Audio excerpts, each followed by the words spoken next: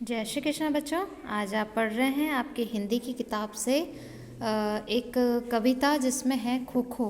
खो खो के बारे में आपको ये सिर्फ आपको समझाना चाहती हूँ। ये कविता आपको खो खो के बारे में बताना चाहती है कि शाला के प्रांगण में खो खो खेल रही बेटियाँ। खो खो क्या है? एक खेल है। ये देखो यहाँ पे ये लड़कियाँ हैं, 1 2 3 4 5 ये लड़कियाँ कुछ बैठी हैं और दो एक दौड़ रही है, एक इसे पकड़ रही है ना, इस तरह बैठी हैं। तो ये क्या खेल रही है? खो खो का खेल खेल रही है। तो शाला के प्रांगण में खो खो खेल रही है बेटियां, लंबी रेखा। शाला के प्रांगण में, शाला यानी विद्यालय, प्रांगण यानी आंगन, जो विद्यालय का आंगन है, जो मैदान है, उसमें खो खो खेल रही है बेटियां यानी लड़कियां खो खो खेल रही है। लंबी रेखा पर फुर्तीली सी दौड़ रही है बेटियां।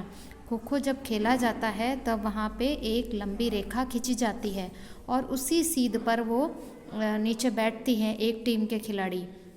फुर्तीली सी, खो खो खेलने के लिए शरीर में बहुत फुर्ती चाहिए और फुर्ती से दौड़ना पड़ता है। तो लंबी रेखा पर फुर्तीली सी दौड़ रही है बेटियाँ। एक लंबी रेखा खींची हुई है, उस पर कुछ बैठी हैं और कुछ तेज़ी से दौड़ रही है। कुछ दाएं कुछ बाएं मुँह एक एक खो खो दे खेल रही है बेटियां। कुछ के मुंह दाईं तरफ है और कुछ लड़कियों के मुंह कहाँ है? बाईं तरफ है।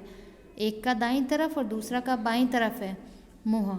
एक एक खो खो दे और एक दूसरे को क्या दे रही है? खो खो। क्या बोलती हैं? खो खो ऐसे बोलती हैं। तो एक एक खो खो दे खेल रही है बेटियां। तो जो लंबी रेखा खींची है उस पर फुर्ती से दौड़ रही हैं और कुछ दाएं मुंह किए हुए हैं, कुछ बाएं मुंह किए हुए हैं और एक एक खो देकर खेल रही है बेटियां।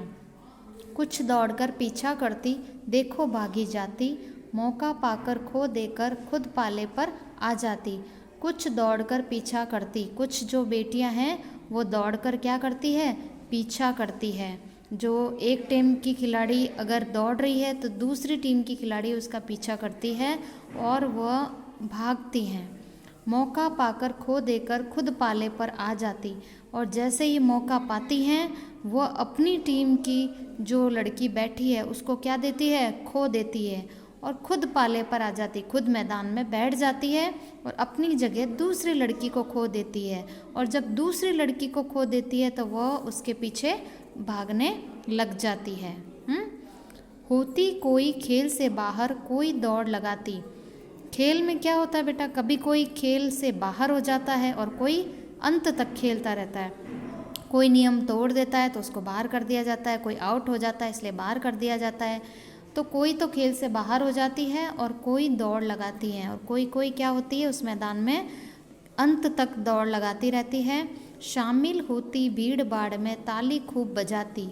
शामिल होती भीड़ भाड़ में यानी जो भीड़ भाड़ होती है उसके अंदर भी कुछ बेटियां होती है जो ताली बजाती है। देखो ये आपकी जैसे सहेलियां होती है तो क्या करती है? कुछ तो खेल खेल रही होती है, कुछ खेल मैदान से बाहर होती हैं।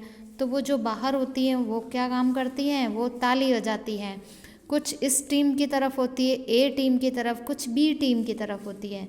तो जिसकी जहाँ सहेलियाँ खेल रही है अगर वो आउट होती है तो सामने वाली टीम ताली बजाती है, और इस पक्ष की लड़कियां आउट होती है तो उनके सामने वाली टीम ताली बजाती है। तो इस तरह ये प्रतिस्पर्धा का खेल खो खो का चलता रहता है। अब इस चित्र में देखो आप, है ना, इस लड़की का मुंह सामने की तरफ है, इसका मुंह हमारी तरफ इस तरफ है, इस लड़की का मुंह वापस उधर सामने की तरफ है। तो कुछ के मुंह होते हैं दाएं, कुछ के मुंह होते हैं बाएं। और फिर जैसे दौड़ कर आती है तो यहाँ पीछे से क्या देती है? खो। यहाँ पीछे से पीठ पे क्या देती है? खो देती है। तब ये लड़की उठकर भागने लगती है और जो भाग रही है उसका पीछा करती है, और वो जो भागकर खो देने आती है वो उसकी जगह पे बैठ जाती है और जो खो देती है वो भाग जाती है उसके पीछे। तो इस तरह ये खेल चलता रहता है खो खो का, और खेलते खेलते किसी की जीत होती है और किसी की हार होती है। कोई आउट होता है, कोई नियम को तोड़ता है। इस तरह ये प्रतिस्पर्धा और ये खेल चलते रहते हैं।